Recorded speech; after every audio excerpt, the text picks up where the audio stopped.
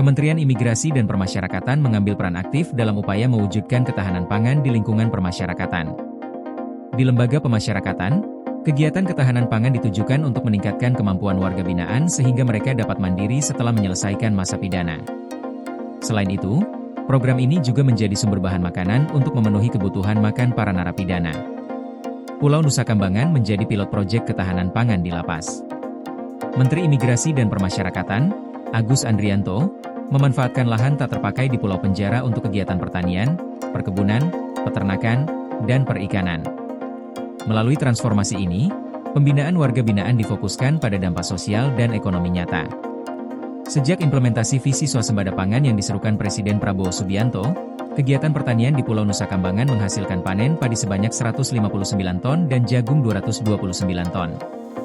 Jenis tanaman lain yang dibudidayakan di seluruh lapas Indonesia mencakup kacang-kacangan, sorghum, umbi, sayuran, buah-buahan, jamur, dan cabai dengan total luas lahan lebih dari 328 hektar.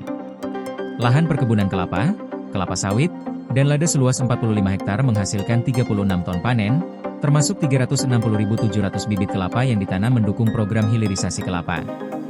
Kegiatan peternakan juga digeliatkan dengan memelihara 380 ekor sapi, 1.165 ekor domba, 32.950 ayam pedaging, dan 13.737 ayam petelur.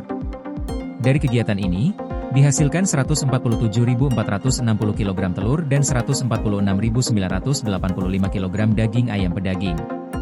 Di sektor perikanan, sebanyak 10.892 narapidana terlibat dalam budidaya ikan dan udang, dengan 674.718 bibit ikan dan 9.035.000 bibit udang faname yang ditebar.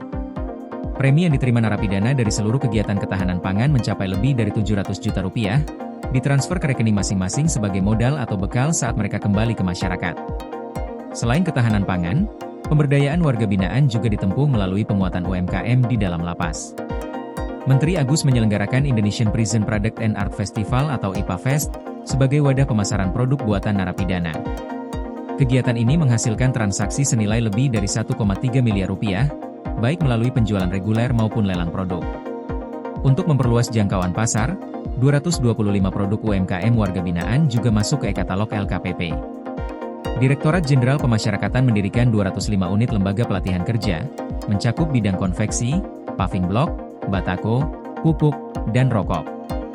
Dari program ketahanan pangan, UMKM, dan Balai Latihan Kerja, tercatat lebih dari 102.000 napi menerima premi yang berdampak langsung pada kesejahteraan mereka.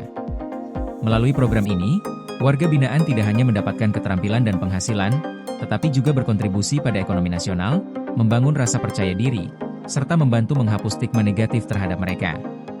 Kementerian Imigrasi dan Permasyarakatan menegaskan bahwa tujuan utama program ini adalah memberdayakan warga binaan, meningkatkan ketahanan pangan, serta memberikan manfaat sosial dan ekonomi yang nyata bagi masyarakat dan lembaga pemasyarakatan. Koordinasi PLN dengan TNGL jelang Hari Kesaktian Pancasila, listrik terbangun, alam tetap lestari. Panen perdana garam Aceh. PLN hadirkan energi untuk UMKM di momen menyambut Hari Kesaktian Pancasila.